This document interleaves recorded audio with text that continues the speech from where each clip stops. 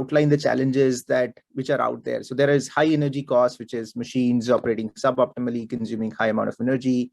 Some of the straight things to, which are out there, which is apparent, is low power factor fluctuating, transformer efficiency moving up and down.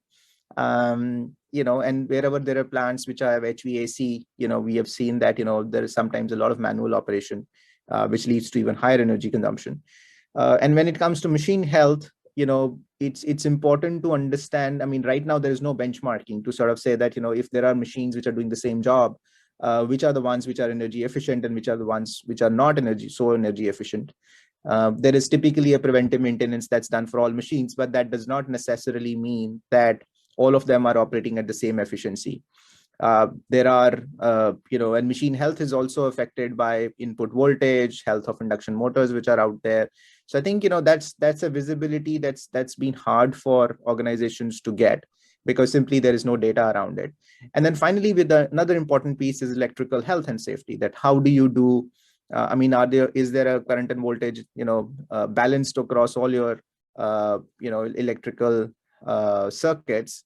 Is there a voltage drop happening, or is there are any other anomalies out there which can affect the safety? So I'm sure that you would relate to all of these points, which actually keeps the maintenance teams on their toes all the time to make sure that you are reducing energy consumption. And that's a KPI for the plant heads as well. That how do you manage energy, because energy is like a raw material cost in the such environments. So, and that's where our solution comes in, which is we call it ZenConnect. It's a IoT solution which provides you a lot of data around energy management, visibility on machine health, on ensuring electrical health and safety. But everything, one of the things that you will find us talking in this presentation is, how do we differentiate ourselves from a lot of other players in the market or the traditional EMS companies, right? And the simple answer to that question is, everything that we do is actionable for you.